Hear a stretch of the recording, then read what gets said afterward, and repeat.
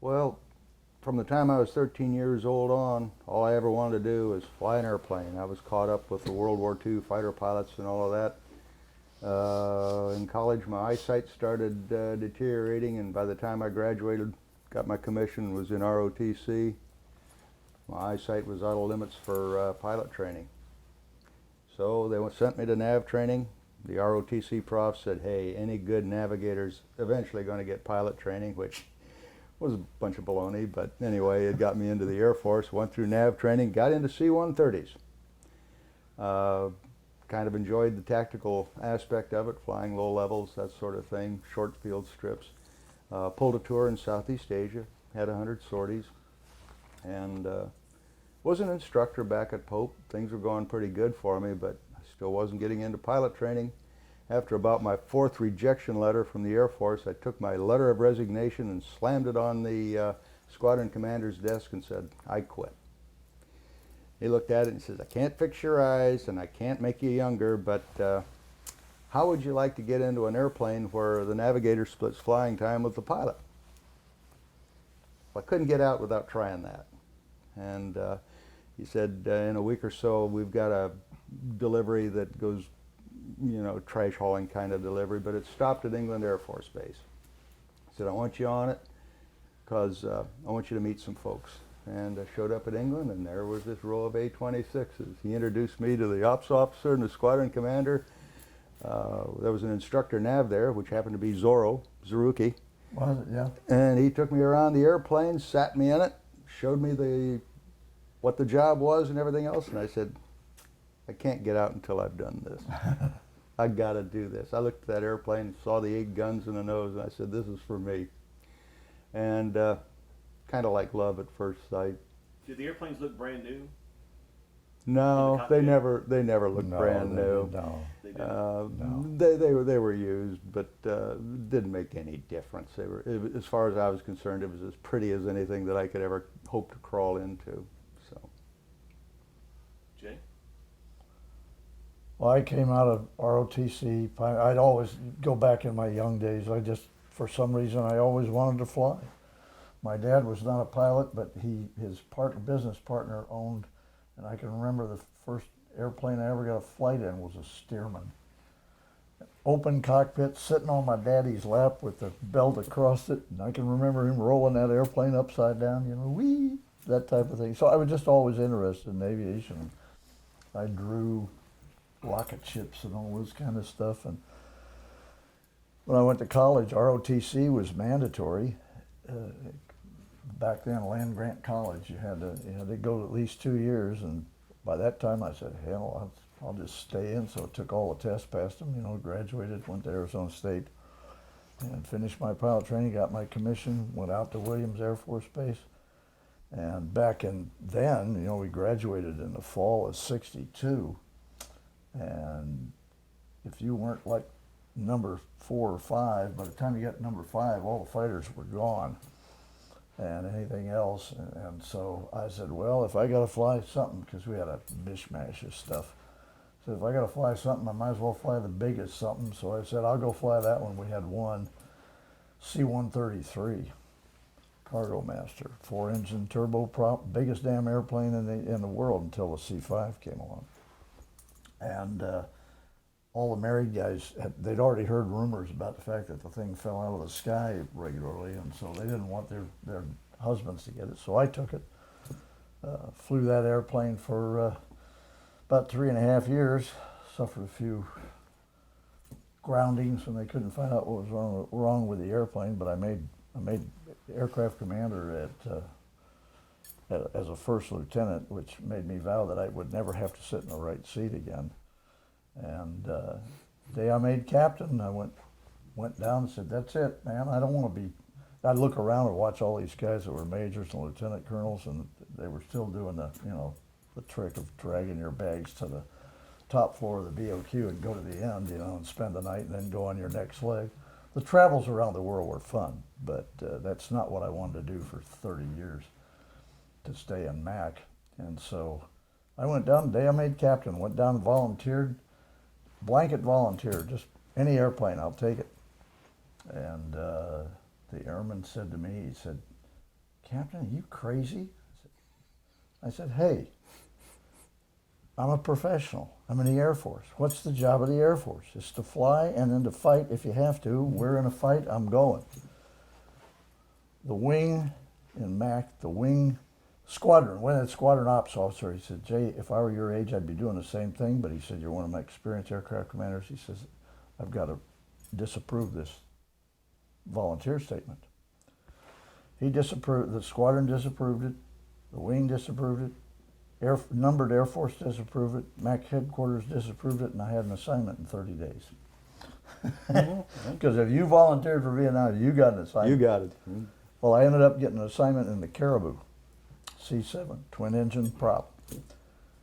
Anyway, went through all that, trained by the Army, went over, flew with the Army as an Army unit, and then 1st of January, 67, we became an Air Force outfit. But by then, I had already, first time I got shot at, I went, this is bullshit, I can't shoot back. Am I allowed to say that? Bullshit? Absolutely. Okay, good. And so, boy, I said, hey, this is, you know, if somebody's going to shoot at me, I'm going to shoot back. And so I had one of the runs down to Saigon. We were in the Central Highlands supporting the 1st Air Cav. And down to Saigon, and they had a program you could volunteer for any airplane you wanted in the Air Force. I could have had a Thud, could have had F-4, I could have had anything. But I was a practical young man, and I said, I'm flying, I've got turboprop experience, but I'm flying twin engine props. And the only airplane I could think of right off the top of my head was the A1. So I said, hey, I want the A1. And this personnel guy said, oh, God. He says, I've got A1 volunteer pilots backed up forever. But he says, I don't have any for the A26. Well, I knew what the A26 was because I was an aviation type of guy. But I didn't know what they were doing. And, of course, at that time, it was all hush-hush, and they weren't supposed to be there and all that stuff. So the guy got me aside, and he told me what they were doing, and I said, sign me up. And in 30 days, I had an assignment. So I rotated back, came back to the States, went to Alex, checked out, and we had a group of, I think it was 7 guys. We had 4 pilots, I know that, and at least 3 navs. I can't remember a 4th nav. And they paired us up. They didn't do that with you, did they? They didn't pair you up in training, but at England Air Force Base, they paired us up. And Tom Bronson and I ended up together. We just kind of hit it off when we got there, and we were both bachelors, and he was on his 2nd tour. And what was great about it was he had flown in blind bat and stuff, the C-130s that were flying above the battlefield, and Tom Bronson knew the trail like the back of his hand already. So we were ahead of the normal as far as the learning curve go, and he could just tell me, well, there's that intersection and there's that Lima Point and all this stuff. So anyway, and then deployed and came over.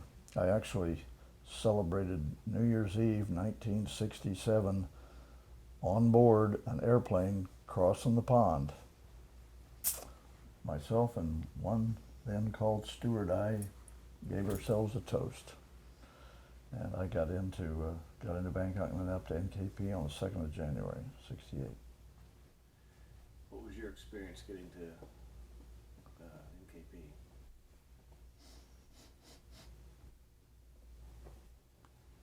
As I recall, we had a commercial flight out of Seattle, Tacoma, landed at Bangkok, got picked up by a C-130 again. But hit about 4 or 5 Thai bases, and there was NKP, and we were told to get off. That was it. That's where I was. There was nothing glamorous about that. Yeah. So the C-130s came into NKP? They did it Yeah. on a daily basis, and when we would get our time off, they'd call it compulsory time off, CTO, you'd catch the Friday afternoon, or Friday morning actually, C-130, and it would usually go from NKP to Ubon, and then was it on into Bangkok, or did they? Yeah, make I don't remember the And then route. it would go the other way too. It would come up through Ubon. I think somewhere they stopped at Tak Lee, but they stopped at NKP, then they stopped at Udorn, and then they would get back to Bangkok. And so it would take most of that Friday. So your Friday off was spent, except Friday evening you hit Bangkok. and then all night whenever you wanted to go to bed on Friday. But then on Saturday, you had all day Saturday, but Sunday morning, your third day, you had to be back down to Don Muang to catch the 130 to get back to NKP again. So you really only had You get one about day a, off, about, a, really. about a full day and an evening. That was about it. Describe, is there any mission that sticks out in your head, Jay, that for one reason or another is memorable?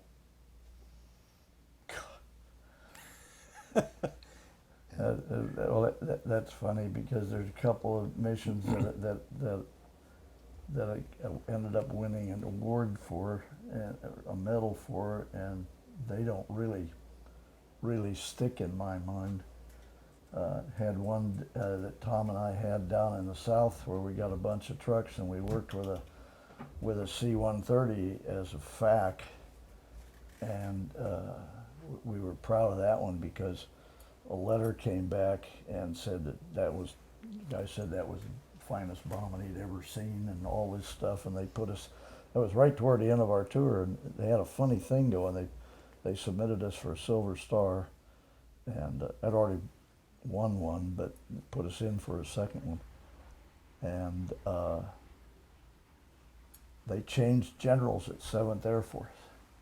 And the new general came in, and he took everything that was listed for those Silver Stars, and he downgraded every damn one of them to a DFC. So we didn't get the second one.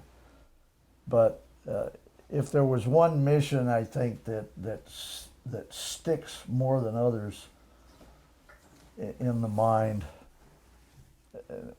Each one does it for different reasons, whether it was the number of trucks you got, or whether it was just something that happened that was hairy. I got several, but the one, I think it was the only mission I ever flew with Roy Zaruki as a Navigator, because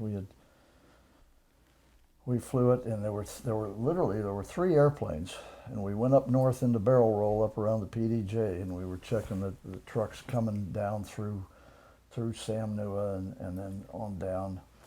And we didn't fly over the Plain de Jar. That was forbidden. The flak was just too heavy when you got over there. You just couldn't do it. But what the North Vietnamese would do, traditionally, you could tell when there was heavy traffic transferring and coming down, because the guns got heavier. I don't know whether anybody's told you that, but you could always tell that there's something down there, because they'd always shoot at you even if you couldn't find anything moving and you were dropping on a truck park. But when they were moving, then the guns moved, like either they moved with them or the ones, they all came up. And we'd had a little action, and it's started to get, the other 2 airplanes were Buck Bennett and John Wiedenhoff as his nav, and Pappy Sears and Roger Graham. And it was starting to get light, and it's time to go home. That was the whole reason. As some of the early guys can tell you, they went over there, they had daylight missions, and it just finally shot a couple airplanes down. It just got too heavy to operate that slow an airplane, if you will, at daytime, and so we operated at night. So we were getting ready to leave, and we looked down, and it's a trap. We know it's a trap. It's a bait, because there's a guy down there blinking his lights. Mm-hmm. But our response was, screw it. What the heck? We're going. We're rolling in. And so Roy armed them up, and we rolled in. And it's the only time in my whole career that I ever pulled off a pass before I completed it, because the world opened up, and it was all aimed right at us. And instead of seeing the stuff, usually when you went in and fired, there'd be some people over here and some people over here, and then as you pulled off, a lot of. That's what you saw. Most of your 37 millimeter and ZPU and stuff was always going by you. Not this time. It was all coming like the World War II pictures right at us. And I pulled off, and I said, just give me everything. And he armed everything. And as I went over, I just punched off CBU, dropped the bombs, let them go and everything else. And And we got out, you know, and we heard somebody else on the radio says, "You guys all right?" I said, "As far as we know, we are." And Buck was a little bit north of us, and he made a pass at another target, and he got hosed pretty good. Never did see Pappy and Roger make a pass. But when we got home, it's the only time, too, that Roy and I crawled over all that airplane because we could not believe we hadn't taken a hit somewhere. I mean, it was hectic. But we hadn't, and we lucked out, came back in, and that was right around Ban, and we called that the first and only meeting of the Ban Breakfast Club, because we were the last ones in, and a side war story, whatever, we always got the bus, you know, after debrief from me until we got the bus and we came back toward the club. My navigator, Tom, had the night off and doing what Nimrods did, probably had too much to drink or whatever, along with Lee Griffin. And here they are, as we come up the street, they're in the ditch, when it rained, of course, the water ran down the ditch. They're both in their skivvies. That's all they got on. The sun's up, of course, by this time. And they've got fire extinguishers. And they spraying the bus. And so we nicknamed Tom the Troll because he was under the bridge. And that stuck with him to this day. He's known in the guys as the Troll. But that one was quite, the whole evening was quite memorable. Thank goodness it ended up being successful.